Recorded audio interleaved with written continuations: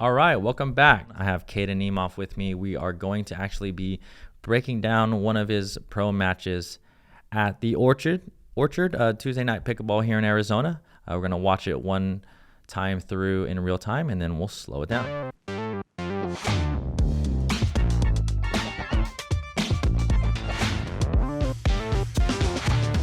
All right, we got Caden serving here. Ooh, a little stackage going on there. Oh, yeah. Ooh, Pesa aggressively covering middle. I like it.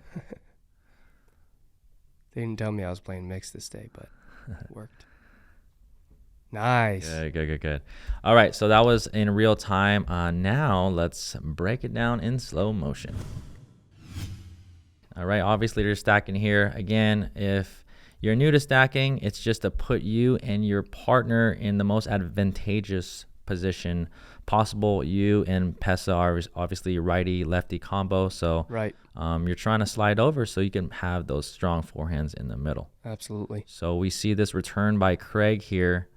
And one thing I do want to mention about this return, you can actually see that he has slice on it and he floats it a little bit. He buys himself a lot of time, and this is because Craig is trying to get to his left side of the court. Yep. So Kyle and Craig in this position are stacking as well. And the thing with stacking on the return that's really difficult, you can see Craig returning here.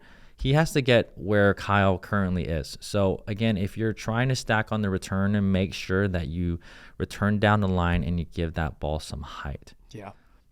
All right, so that's just a really, really good return, and this is ideal, right? Craig is at the kitchen line before you're even striking the ball. Right. Doesn't happen all the time, but this is why you got to work on high returns.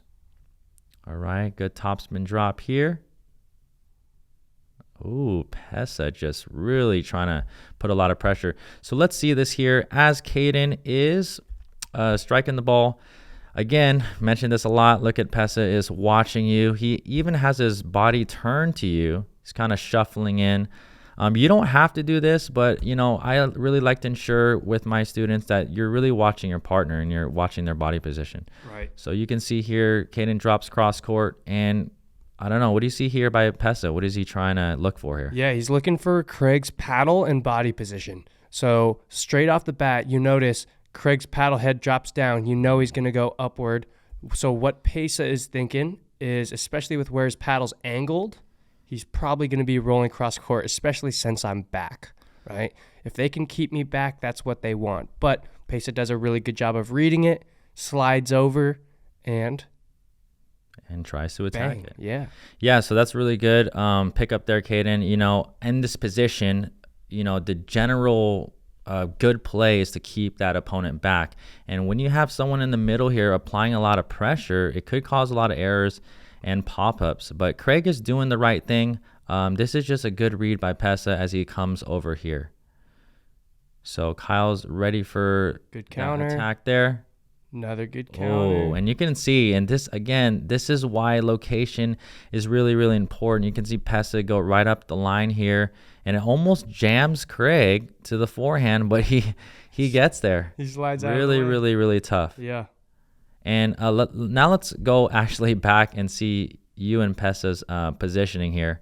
I don't know what are you thinking here, Caden? When you see someone like that come in front of you, are you trying to kind of switch sides, or what is your communication with Pesa and your partner? So typically with my partners, if the way we do it is if you slide over, typically it's your job to slide back. Yeah. But that being said, some people aren't as mobile. So if you guys aren't as mobile, typically if I saw Pesa sliding, I would immediately move over to cover that right side, and I would communicate to him as I'm switching over that side. But you notice we kind of get stuck in this I formation here. Probably not the smartest idea. Yeah. But like I said, we have already communicated that typically we're going to try and be kind of sliding back after we hit our one shot on maybe on the wrong side of our court. But Pesa, if you notice, look, Pesa goes on my side. I say, okay, he's gonna slide back. Yeah. He doesn't.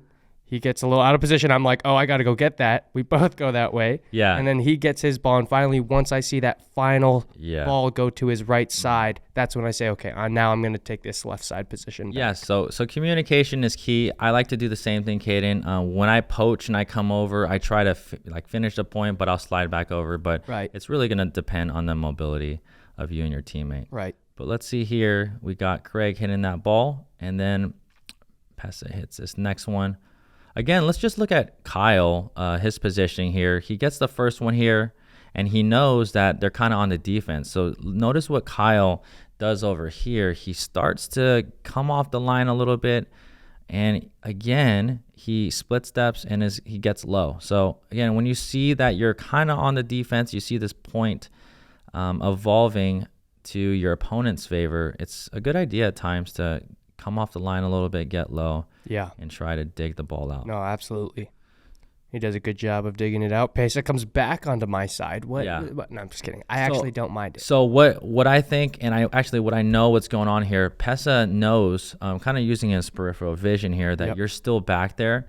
So he knows that he is still kind of on the offense, trying to pick something off. Right. And I have nothing wrong with this. Nope. Again, we just did a video on mixed doubles, but this happens in men's all the time too. If your partner is back, you gotta, try to cover the majority of the court until he gets up there. Right. And look at you again, Caden. You see this and you give him space. You allow him to do his thing. Right.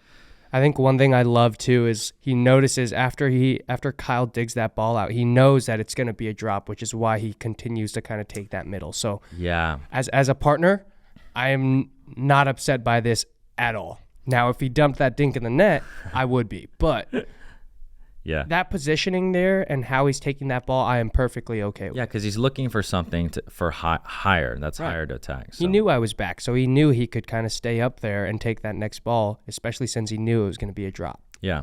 Okay, so let's see this here. Obviously, he lets this ball drop. You give him some space and some room. Okay, so Pesa now goes cross court. And look at both of your shading here. Beautiful. Again, this is kind of the scenario we talked about on the last video, but Pesa is going more cross court. And, see, that's why he has to recover or fakes for Ernie. But in this position, I would kind of like to see Pesa here. When you're this far over, I think a dink to the middle would be a good option. But if you can go cross court and keep it down, that's fine too. But notice. And he did a great job of it. Yep. All right, so Craig is good with the backhand dinks. He's going to stay backhand there. Okay, now notice everyone sliding. Again, watch Kyle and Craig as you are hitting this cross-court dink. They both slide together. Beautiful. Okay, Craig goes back cross-court. This is a little no-look dink down the line. And again, it's good to mix up patterns. You know Craig's game well, and he likes to he has a nice solid cross court dink, so switching up the pattern is really, really good. And another thing, I think, look how far Kyle is over here in this position.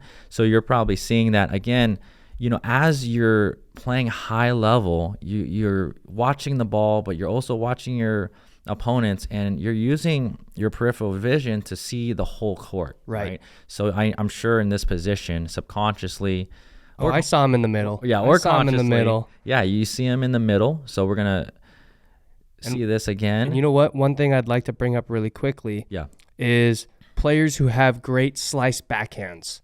All right? If you find yourself struggling receiving people's slice backhand dinks cross court like this, one thing that you guys can try and do is take that ball in the air. Yeah. Right? Again, when someone has a super slice on the backhand, it tends to stay low. So if you could lean in just like this here and take it out of the air, then that spin is less effective. Right. Well, and with slice, it, like Jordan says, it stays low and it kind of cuts back into your body.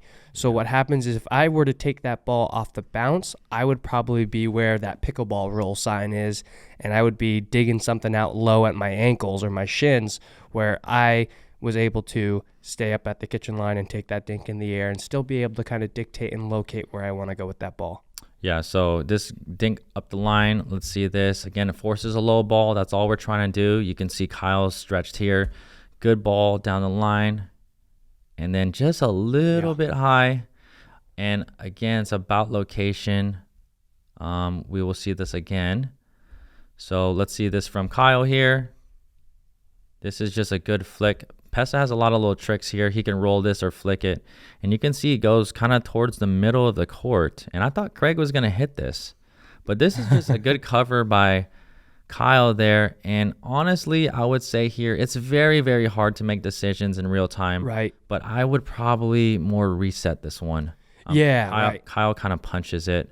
And then you're on top of the next one, and he kind of punches the next first one. The first one I don't mind that he took. The second one I probably would have tried to reset it. But also at the same time in that moment, it's hard to say, okay, well, you don't have 20 seconds to tell yourself what to do, you know? So and again, we're breaking this down in slow motion. So again, so all you can see, but these players are so good, you and all three of these guys, that I think, you know, a good percentage of the time, Kyle would probably reset it on that next one. He knows, He knows if it's coming down towards his feet to reset it. Yeah.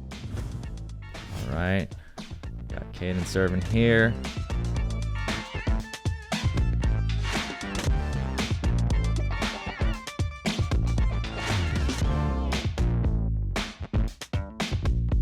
Hopefully you really enjoyed this video. Don't forget to subscribe to this channel, and we'll see you in the next video.